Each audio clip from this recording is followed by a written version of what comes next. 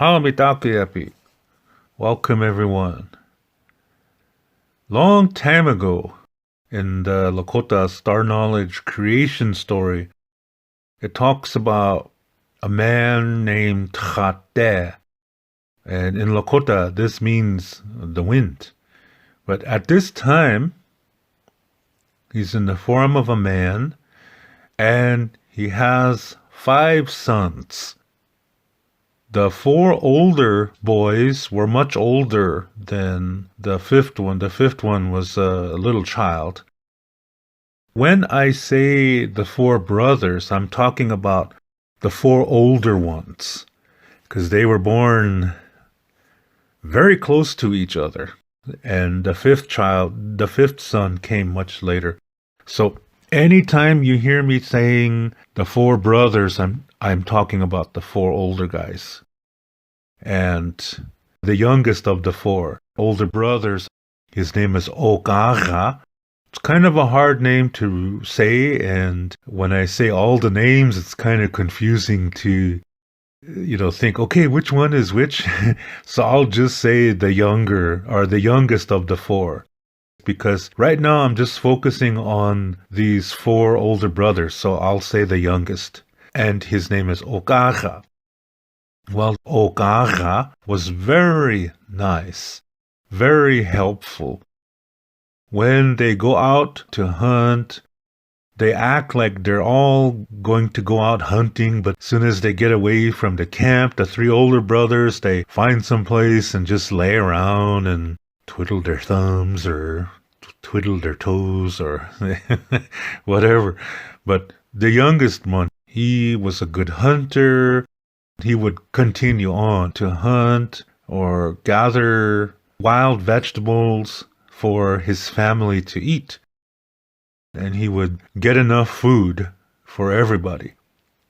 And when he comes back, the 3 older brothers will say, okay, brother, let me help you take this animal. Okay, I'll carry this one. Things like that. And so when they come into the camp, they act like they all hunted when actually it was only the youngest one, Okaga. And then, after a time, a woman came to help them. And she came there because her father is a friend to the father of these boys. Her father's name is Shkan. When you look up in the sky, when it's clear and there's no clouds, and you see the blue in the sky, this is Shkan. And that's this girl's father. And Shkan and Chatu were like best friends. And so when Shkan saw that his friend Chatu needed help, he sent his daughter to help take care of this family. You see, there is another story that explains what happened before this. This man, the father of the boys, he was married before.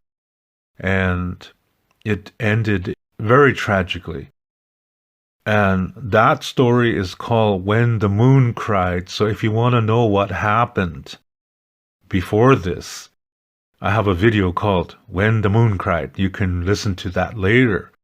But listen to this one because it's really a good story. This one's really good too. So if you would like to hear the When the Moon Cried, I can add the link in the description below. But go there after this one, okay? This story is really important as well. But it explains why there's no mother in this camp. So this lady came, the daughter of Shkan. She came to assist this family, to help them. And her name is Wochbe. And she was a very nice lady, very beautiful. And she would help prepare the food. If their clothes needed mending, she would mend them. When the younger brother, the good hunter, the nice guy, when he would come back with animals for food, she would take the hides, and she knew how to process the hides and make new clothes for the boys. And they really grew fond of her. And they kind of were starting to have crushes on her, yeah, because she's really pretty. As I tell this story, you're going to learn some traditions that we have that are from here. This story teaches why we have certain customs, and I will point them out from time to time. Now, normally this story is really a long story, but I want to focus on the topic of this video. But to get to that topic, I have to explain a few things before that, and I'm just going to hit the important points of this story. Okay, so in this time, as Wochbe would be cooking food for the family, the younger of the 4 older brothers, Okaga, he would always come back with animals, and she would help to process and she helped to cook. It was mainly Okaga, this younger brother, and Wochbe that were really doing everything. The older 3 brothers weren't really doing anything, but they were trying to act like they were really taking a part of the hunting. Well, anyway, when she would cook the food, it smelled really good. And when she would serve food to the older 3 brothers, she would look at them and say, "Here, this is for you. This is for you." You know, she would go down the row like that. And she would do the same for the 5th brother, the baby brother. But when it came to this Okaga, she would put her face down. She would look down to the ground and she would get his food and she would just present it to him without eye contact. And then he was the same way. He would look down and wait for his food, and then she would say, here's your food. He would then say, pilama yellow. Okay, thank you. that was it. And so when the brothers were by themselves, the older 3 would talk about, "Yeah, she loves me." And the other ones would say, "No, you're too goofy looking. She loves me." And the other one would say, "Yeah, you have a funny walk, so she loves me." Really like that. And then they would make fun of Okaga because whenever she gave him food, she wouldn't look at him. Yeah, they would not make eye contact. So then the 3 older brothers would say, "Ah, ha, ha, ha, see, she doesn't like you. She thinks you're ugly. That's why she don't want to look at you." The way they talk. Anyway, so that's how it was. But what's really happening here is that she has become attracted to Okaga, and he has become attracted to her too. And as they were starting to become attracted to each other, on some evenings after the evening meal, Okaga would go up on a hill and he would play a flute.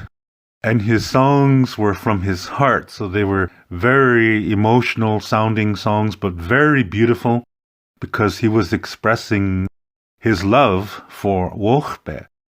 So he would be up on a hill playing his flute, playing these beautiful songs, and at the same time, Wochbe is inside the teepee, and she is listening to his flute. There's medicine in the music, and it was touching her very deeply in her heart, and she would cry because it was so beautiful. And she would also cry because what she was feeling was pure, true love for Okaga. So here we have a tradition of courting, playing the flute and playing it with the person you're in love with in your mind, and you just play from your heart, just let it come out, and people feel it in the song as they hear it. So this was an old courting tradition that Lakota people used to do. Yes, there is some physical attraction, but also they knew the work that each other did. She knew he was a good hunter, a good provider, and he knew her skills. She was really nice at everything she did. And it's not to say that only women should do this. It's just that what she did, she was good in. And so it's looking at the total picture here. And this is to teach us that when we are looking for a partner, yes, physical attraction is important, but you have to go beyond that. And you have to find out, okay, is this going within too? Is this beauty inside of her too? She's beautiful on the outside. She's physically beautiful. But is she a beautiful person on the inside? And you need to take the time to find that out. Yeah, you need to take the time to check this person out. Are they a nice person or not? Because sometimes you find very beautiful people, but they're empty on the inside. And as this group was living together, Wochbe and Okaga both found inner beauty in each other. So it was a beautiful foundation for something wonderful to happen.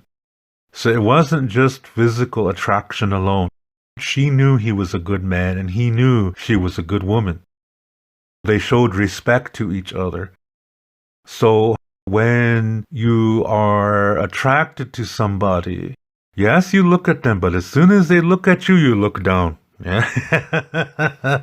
You look to the ground. And then they do the same thing too. Yeah, like if you're looking at somebody and wow, that's really an attractive person. And then they turn to you and you make eye contact for maybe a nanosecond. Both people really look down right away.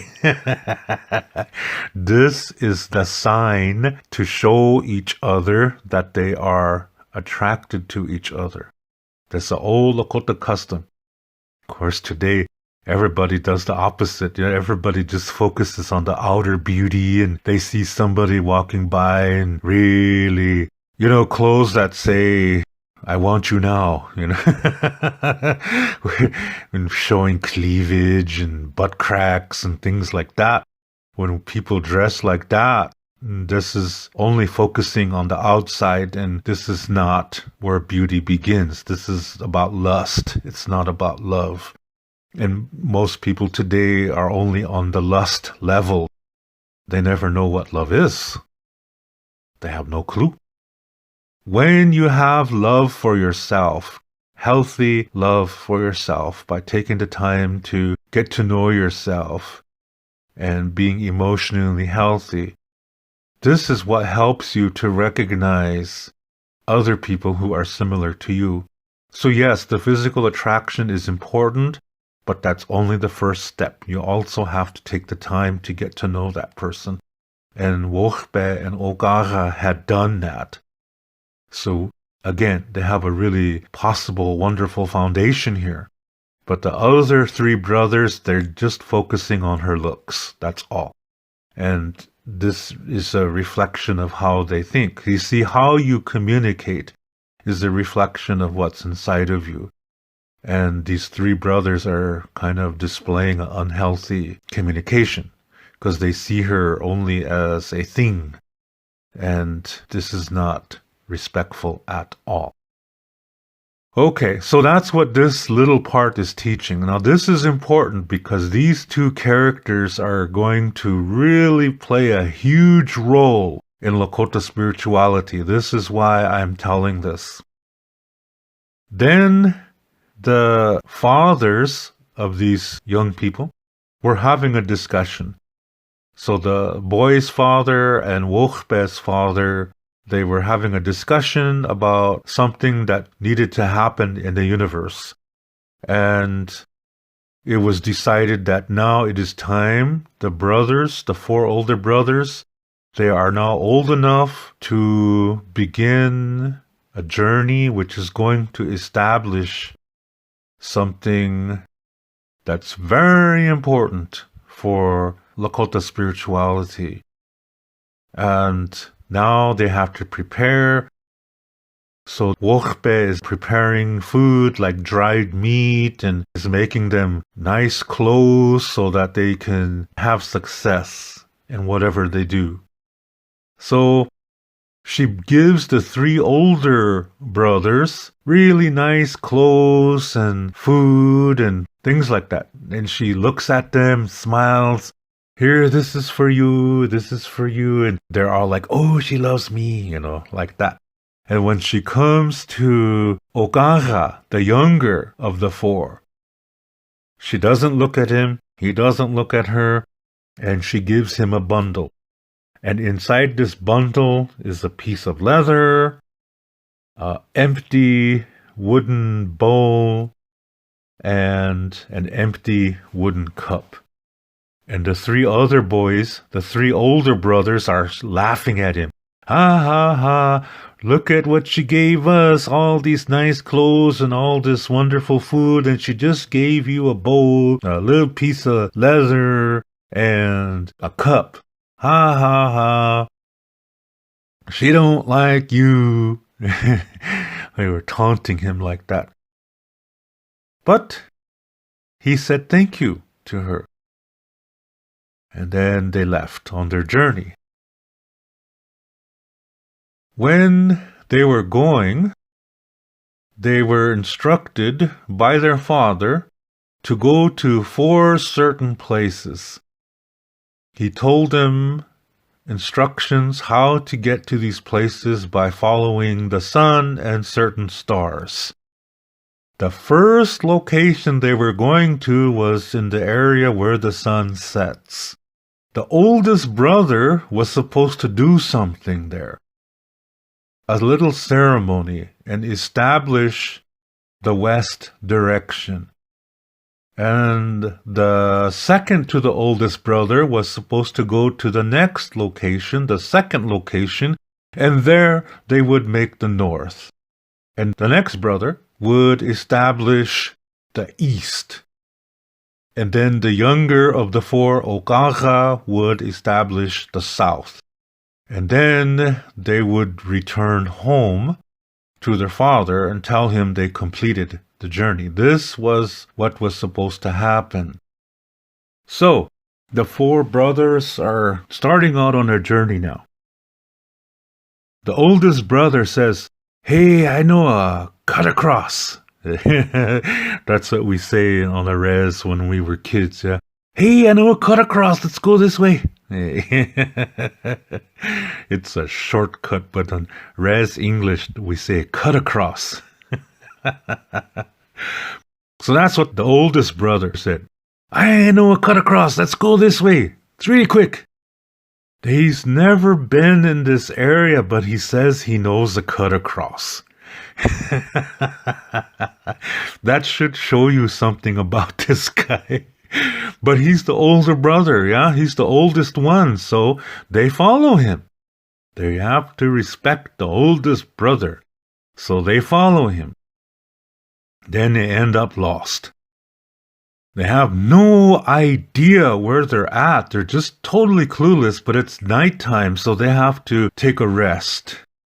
And they set up camp, and they set up fire, and the 3 older brothers are eating their food, and they eat almost everything up that Wokbe had prepared for them. And then they're getting ready to lay down in their sleeping bags. No, they get ready to go to sleep. And then an old man shows up. The man has his head covered, and he comes up, and they know he's old because they see his hands, and he's walking really slow. And the 3 older brothers are saying, get away from here, you old man, get away from here. And the old man starts to walk away, but Okaga, the younger of the 4, says to him, come with me, Grandpa. See, in the Lakota tradition, all old people are called grandfather and grandmother. And it's the same thing when you're an old person. All grandchildren are called grandchildren. It doesn't matter if you're related to them or not. You see an old person who's the same generation as your father's father, you call them Lala for grandfather and Unchila for grandmother. So Okaga said, Lala, Huwo, come here. So he comes over and Okaha opens his bundle and the boys are like, what's going on here? What's our younger brother trying to prove here? He just has an empty bowl and an empty cup and a small piece of leather. So Okaha gets the bowl, and as he touches it, it fills up with stew.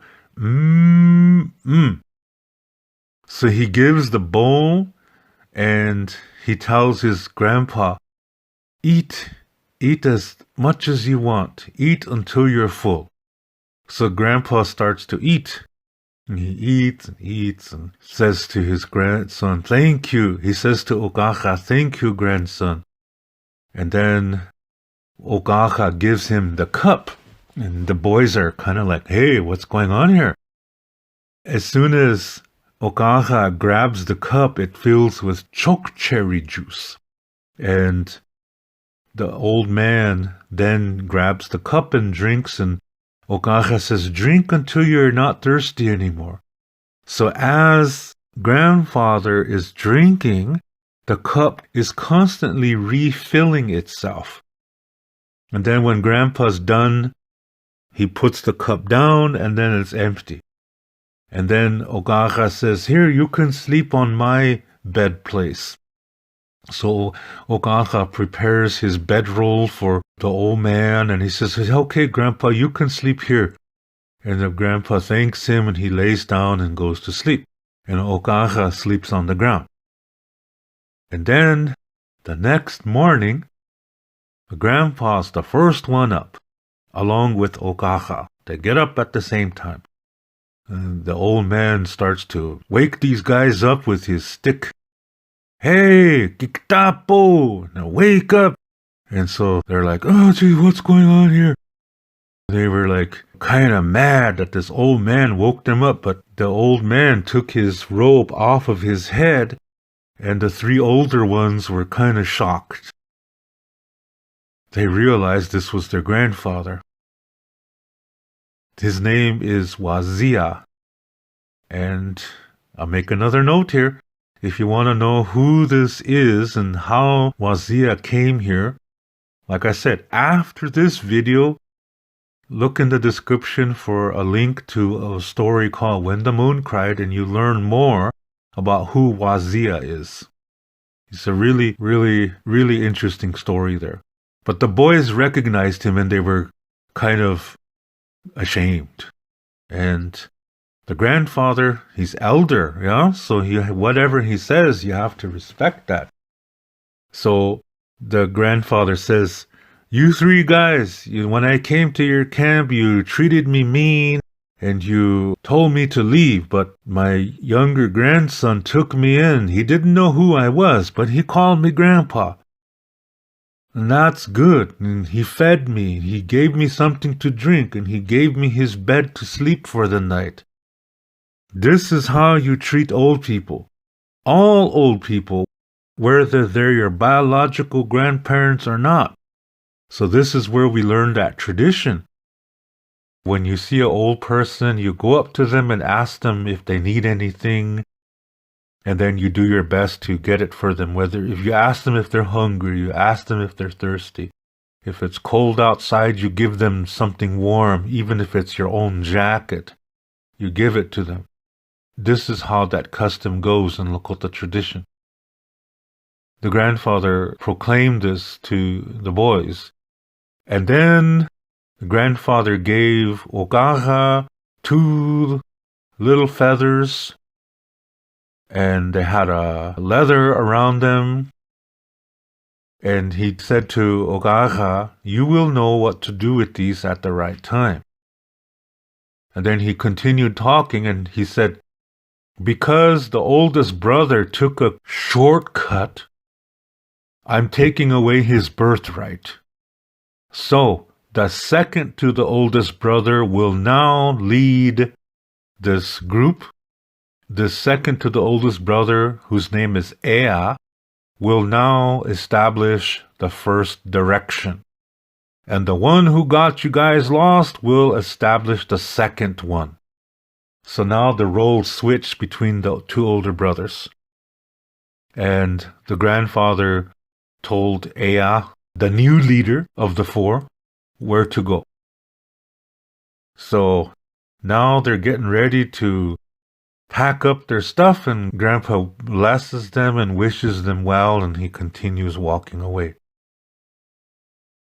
So now the boys are getting ready, and Ea is the new leader, and he follows the advice of their grandpa, and they come upon a hill, and they realize that the oldest brother really took them off target. Yeah, they were really off target. They were almost going in the opposite direction. That's how far off target they were. And the leader was getting worried, or will they even make it? We're really off schedule. So then Okaka realizes, hey, there's two of these feather things with leather on them. He got an idea. Yeah, he tied it around his ankle, and he tied the other feather to the other ankle, and he said, okay, brothers, everybody put your arms around each other. So they form a line, and they were all standing like that, and Okaka was somewhere in the middle. And he said, I'm going to take a step, and you all take a step with me. So Okaka lifted up his right foot, and everybody lifted up their right foot too.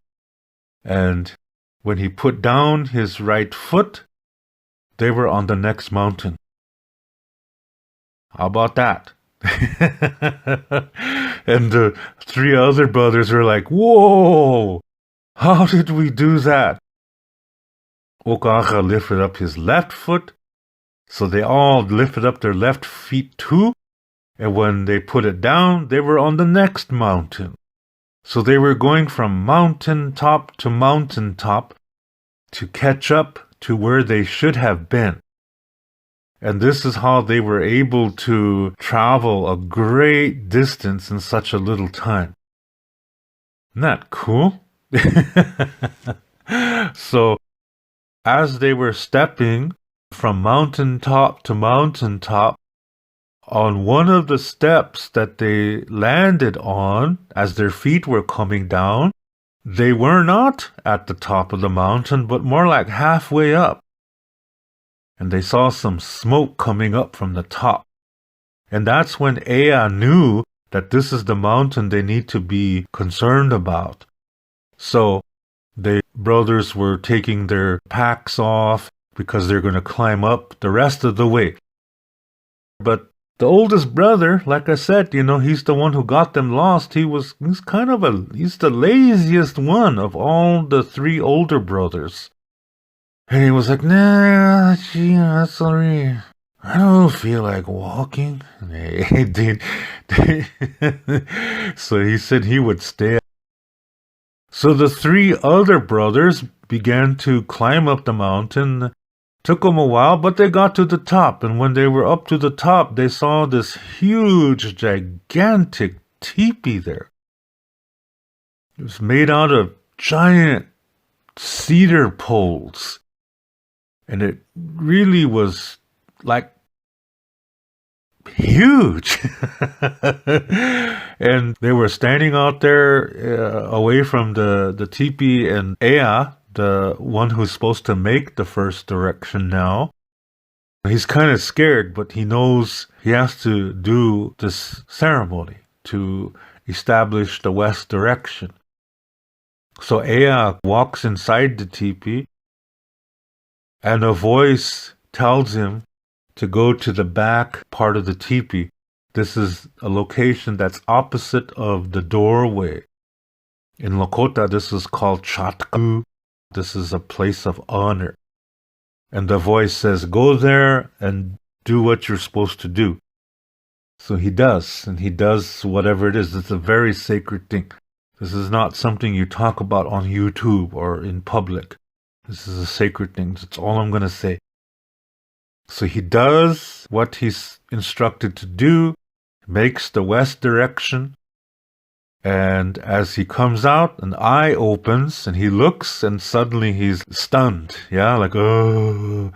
And then when he comes out of the teepee, he's walking backwards. His clothes are all on inside out and they're on backwards too. And the hair is over his face. And the other two brothers who are waiting out there, they're confused. And they're like, hey, what's going on with this guy? And the brothers say, are you okay?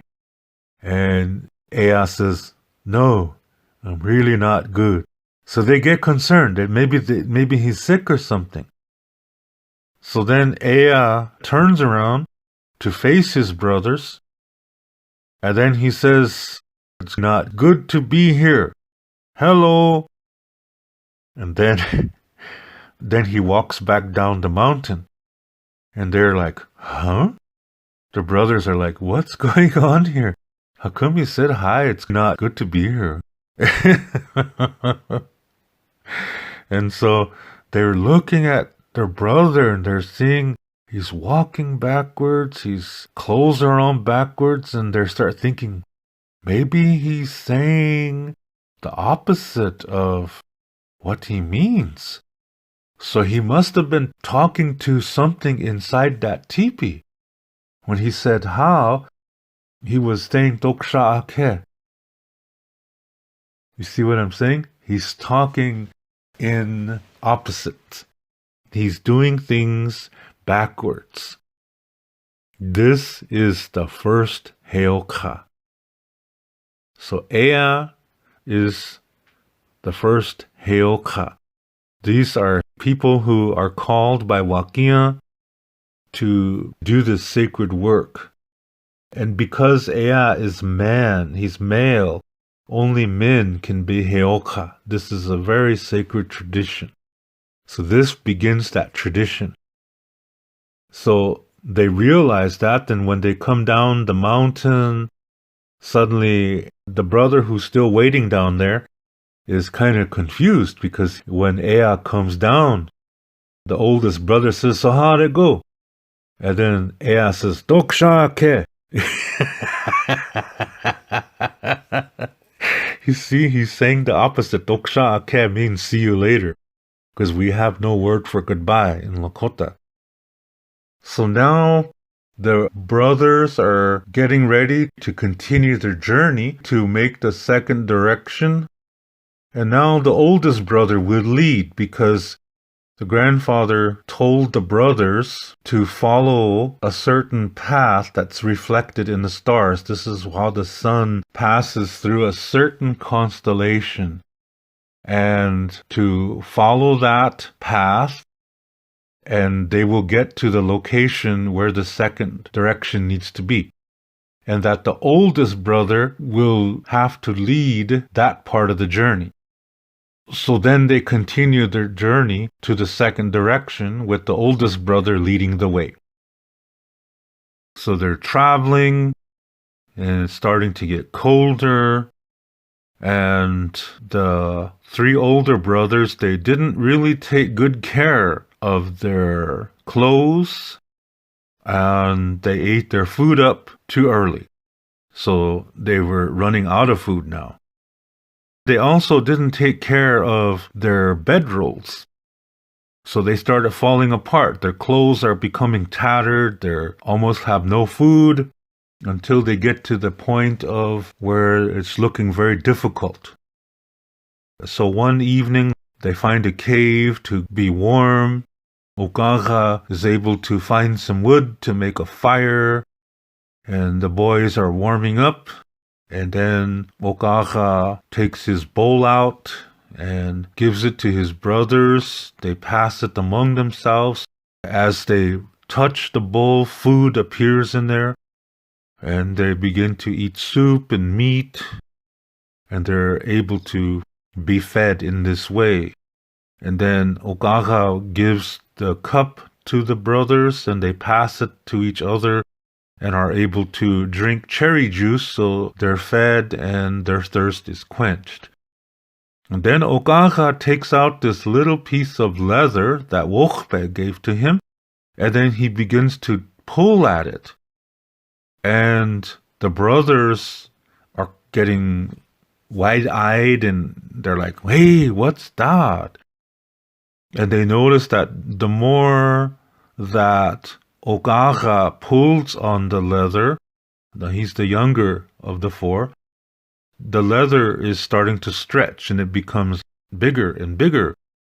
And from this leather, Ogaga is able to make some kind of clothes and jackets for his brothers, in addition to one for himself. So from this little tiny piece of leather that Wochbe gave to him, Ogaga was able to stretch it to make it so that it could be enough for new clothes for the boys, that they can continue their journey. And so the boys are kind of getting humbled here, because they realized that Wochbe gave the greatest gifts to Ogaga. So they realized that she obviously thought very highly of him. And they saw the importance of the communication between Ogaga and Wochbe, and they respected that. And sometimes that's how it is in life, when you think you're really knowing everything because things are going good, and then suddenly, things are not going so good, then you start to get humbled and you start to see what is important, what are the real priorities, or what should the real priorities be in your life. Sometimes it's like that. Sometimes the difficulty can help you to see that. And if that's the case, then that's a good thing, because it's always good to know where your priorities are or how to reset your priorities. And these three older brothers started to do that. They started to realize what was important here. And they were becoming a little bit less lazy, a little bit less vain. That's progress, But the oldest brother, he's still a lazy guy. Still doubts things and things like that. So they arrived at the location for the second direction, and there was somebody standing there waiting. Turned out, it's their grandfather. So here he is again, Wazia. So the oldest brother now is supposed to make the second direction, but he's too scared and he don't want to, and he's kind of lazy. So the grandfather goes up to him, walks behind him, stands behind him, and grabs him by the arms and walks him to the location to where to make the second direction, and basically is guiding him through the whole thing. This oldest brother, his name is Yata. So now Yata, the oldest brother, is making the second direction under the guidance of his grandfather, Wazia. And then, after they do this ceremony, the grandfather tells them the third location is where the sun comes up. And then the grandfather told the brothers that the next brother will now lead the journey. And this brother's name is Yampa. So Yampa is now leading the group to the third direction. So they're journeying, and it takes a long time. But they finally arrived there, and they're getting really close to the location, and they're walking in a valley, and soon they are confronted by Unkchechi monsters. They're giants, and they can be in the water and the land. Some of them can even fly. And when they're confronted by these monsters, their first instinct is to turn around and find another path. But as they turn around, they realize that there's Unkchechi monsters behind them too. So here they are in this valley. And there are Unkchechi monsters in front of them, and there are Unkchechi monsters behind them. And it looks like it's the end. When suddenly, Ea, the guy who made the first direction, he shouts to the sky really loud. He says, Wakia Doksha Ake, we don't need your help. We're doing really good. As soon as he finishes, Wakia appears. And the Unkchehi monsters are really scared of Wakia, so they run away. Yeah, they run towards wherever there's water because that's their escape. The ones that can fly, fly away, and they're all gone. And so then Ea says to Wakia, how? And then Wakia flies away. See, it's a reverse. Yeah, everything that he says, whatever he means, he's going to say it in reverse or in opposite. So then the brothers continue. They get to the location of the third direction, and Yampa establishes that direction. And now they're going to go to make the fourth direction. So they are journeying. They're following, again, another star constellation. The sun's path through that constellation and the stars, they are following that on the earth. And they're being led by Okaga now, the younger of the four brothers, the youngest of the four brothers. And they are almost at that location, and they make camp because it's nighttime, and they go to sleep. And suddenly, Okaga is approached by a man, and the man seems to be nice, and he shows him a vision, and the man says to Okaga, you need to get home right away. He says, look at this. And Okaga sees that his father is laying on the ground, and his baby brother is laying on the ground. Also, Wochbe is laying on the ground. The nice-looking man says they're in danger, they're in pain, and they might die pretty soon. You need to get back to them right away to help them. And when Okaga sees this, it pulls at his heart. And he's only in emotion. So he's only thinking from his heart, and not his heart and mind together. So he's going by emotion alone. And he's overwhelmed by what he saw. And then he leaves with this nice-looking man. The nice-looking man says, I can take you to them so that you'll arrive immediately. So they go through a wilderness, lots of trees, and they get to a certain location, and Okaga says, hey, wait, I have to rest for a couple of minutes. And the nice-looking man says, okay, I have some water in this bag. You can drink it and rest by that tree. So Okaga goes to the tree and drinks the water, and suddenly he can't move. And then he starts to see that this nice-looking man is really Iktomi, the trickster. He wants to stop the boys from making this journey. So Okaga realizes there must have been something in the water. And then Iktomi ties Okaga to the tree really tight so he can't get there. He's trapped. And then Okaga is really, really frustrated. He realizes that, wait a minute, how did I get in this predicament? It was because he was using emotion alone.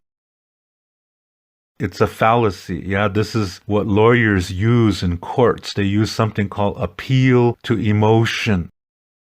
And this is what this Iktomi did. Yeah, he showed him something that really got Okaga emotionally disturbed and he wasn't thinking right because he was really deep in the emotion to see his father, Wochbe, his baby brother, laying on the ground about ready to die. They were holding their stomachs. They were in pain. And this really grabbed him by the heart. And he was letting himself be guided only by his heart. And it resulted in him being captured by Iktomi. This is all symbolical. And now Okaga is really feeling bad because he allowed himself to be tricked like this. So then he starts thinking, and that's the clue here, and that's the key here. He's starting to use his mind. He closes his eyes. He visualizes that things are well with his family and with his brothers. Then he opens his eyes, and he's back in the camp. Now he knows. You got to use your heart and your mind together. You can't just use one. Some people only use the mind. They're very analytical about every little thing. And some people only use emotion. And that leads to unhealthy living. It can lead to addiction. It can lead to emotional problems. And either way, if you only use your mind or if you only use your heart, you're going to get sick. And it could be disastrous. So this part of the story is really, really important. Yeah, he started to use his mind. But in his mind, he visualized his family in health, and that includes his brothers too. Then he opened his eyes. That's all symbolical, but it's also literal too. Was the whole thing a dream? Or did it really happen? I'll let you think about that and you decide for yourself. But the one thing is that Okaga realized you got to use your heart and your mind together as you live your life. And now he had even more conviction to establish the fourth direction. So the sun came up, the boys were getting up, he fed them, and then he said, we are going to continue. They arrive at the place and make the fourth direction. And meanwhile, back at the camp, the same evening where Okaga had his Iktomi experience, on that same evening, back at the camp of his father, Wochbe was feeling really sad. She was really down, and she went by the river and she started to cry. And then the old woman approached her and she asked her, "What's wrong?" Wochbe told her about the brothers and that they're on a journey. It's been a long time, and she hopes everything is going well, but she really misses Okaga, and she hopes nothing wrong has happened. So the grandmother pulls out a small piece of rawhide, but it's circular. And on this rawhide are 12 little circles that go around. They're equally distant from each other. The grandmother says, "Look at this." She said, "How many moons have you seen since they've left?" Wochbe said, 9. So the grandmother said, "Okay, look at this circle. There's 12 moons on here. You said you've seen 9. This circle represents the brothers' journey, that it's going to take 12 moons for them to complete the journey. So you will see 3 more moons, and then the brothers will arrive home." And this started to make Wochbe feel better. She started to smile. wow, they're almost done. So that happened on the same night that Ogaga had his Iktomi experience. So Wochbe started to prepare for the brother's return. She told Trate and the little baby brother, and they were happy. Yeah, we gotta prepare. We gotta have a feast for them when they come home. We have 3 months to prepare.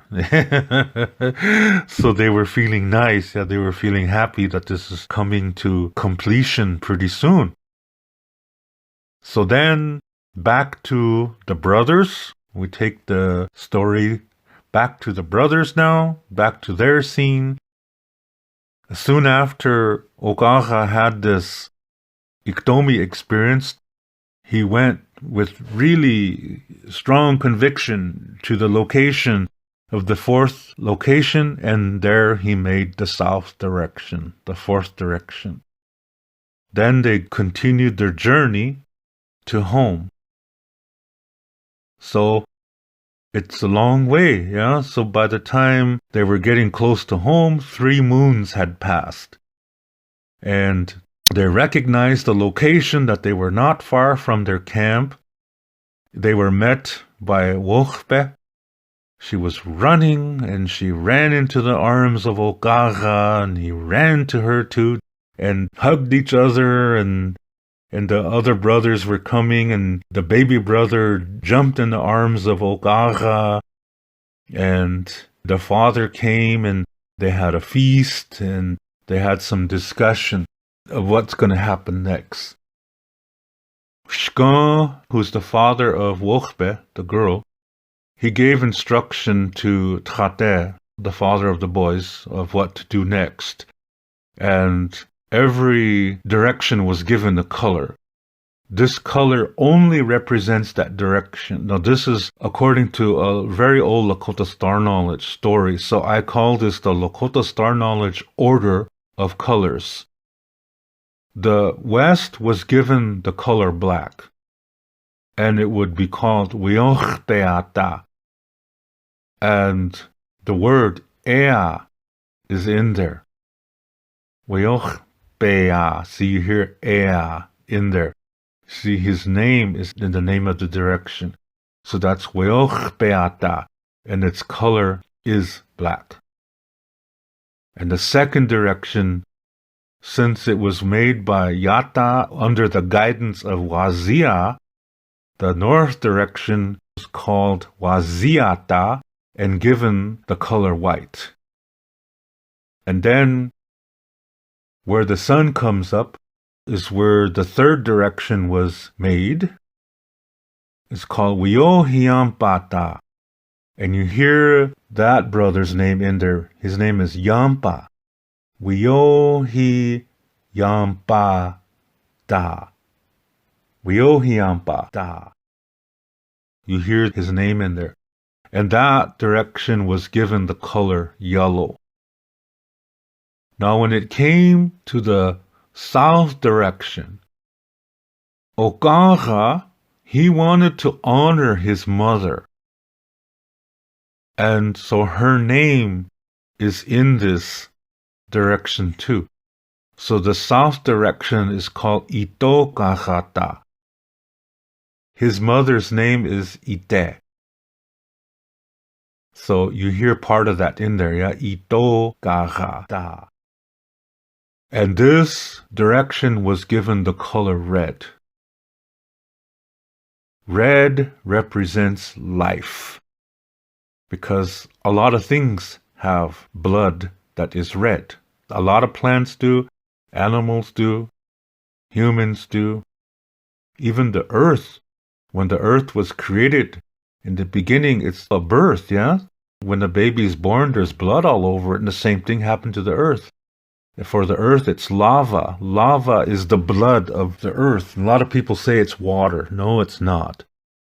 Lava. This is the blood of the earth. It's red as well. So red represents life. It does not represent a skin color. None of these colors represent a skin color. They only represent that direction. They represent certain things, but they do not represent skin colors. Because you see, at the time of this story, there are no humans on the earth yet. These people that are making these directions, these are not human. They're human in form, but they're not human yet. So that's why these colors do not represent skin colors. They represent the directions and certain things, but not skin colors. The medicine wheel does not represent skin colors.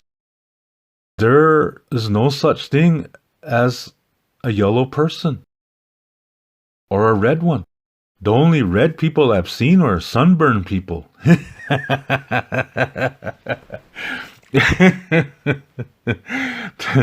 And I look at myself. I'm Lakota, yeah? I'm an Indian guy, but I'm not red. I'm brown. I'm like fry bread. Soft and fluffy. Yeah. And yellow? The only yellow people I've seen are the Simpsons and people who have hepatitis. There's no people with yellow skin. When I first moved to Germany, I took a German language class. There were people from different cultures and countries there. There were people from Taiwan. There were people from South Korea. There was people there from Japan, Malaysia. None of these people were yellow. They're all Asians, because a lot of people like to say yellow represents Asian people. No, it doesn't. There were a lot of people in this class that were Asian, and none of them were yellow. None of them. They're more like different shades of brown than anything. And there's one girl there that was from Japan. She looked the same skin color as me. Even in Japan, their skin color has variations. It's not all the same. So you can't say that the medicine wheel represents races of people. No, it does not. Generally, the West is associated with the mind. And when people are having problems with the mind, there's a ceremony that deals with that, and that power from the West is used. When it's an emotional illness, it's generally the South direction that is dealt with that, or problems of the heart. When it's physical, it's usually the East that is associated with that. When it's spiritual, it's generally the North that is associated with that. When you look at the journey of these brothers and the wheel that was given to Wochbe by that old lady, this is the medicine wheel. This is where it comes from. This old lady that was talking to Wochbe, that's the boys' grandmother. That's the grandmother of the 5 brothers. Yeah, the 4 brothers who made the 4 directions and the baby brother, the 5th one. This is their grandmother. So she helped them. She gave good feelings to Wochbe. And she gave the medicine wheel. This is the first medicine wheel. That leather circle that she gave to Wochbe, this is the first medicine wheel. This is how we got the medicine wheel. So, this is the story of how all this happened.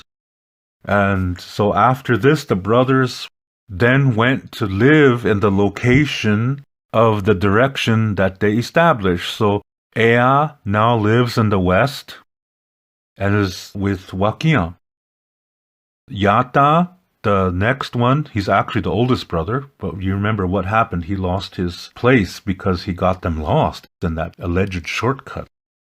So he lives in the north with Wazia, and Yampa is in the east, and Ogaga and Wochbe are what's called Mahasani. This is a special couple relationship, and they are living in the south.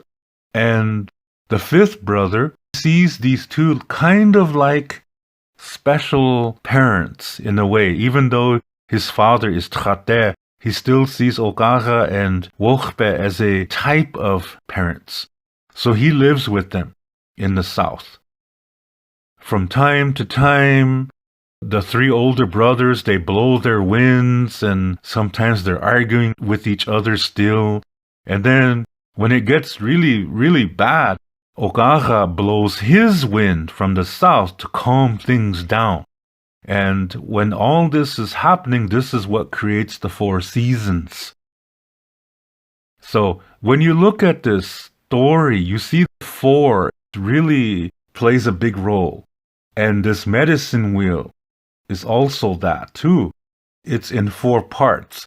And when you look at it, every part is connected to each other. Whatever happens to one part affects the other 3. So if one part is neglected, eventually the other 3 become neglected. If you focus too much on one part, the other parts get sick. So you have to take care of all 4 parts equally, as best as you can. To read more about Lakota Star Knowledge spirituality, you can read my book called Wichocha Otechike. You can see the book cover on the right side of this screen. This book contains the information to what I talk about on my Lakota spirituality videos. To purchase this book, please click below where it says Show More. Clicking on that link will open up the description below, and there you will see a link called To Purchase My Books. As you will see, it's an eBay link. Click on that eBay link, and there you will see the information to get this book. To learn more about speaking the Lakota language, you can read my book called Chante Etaha Ooglake, Speaking from the Heart. You can see the book cover on the right side of this screen. This book contains the information to what I talk about on my Lakota language mini lesson videos. To purchase this book, please click below where it says Show More. Clicking that link will open up the description below, and there you will see a link called To Purchase My Books. As you will see, it's an eBay link. Click on that eBay link, and there you will see the information to get this book. Lila Pilamayelo. Thank you very much.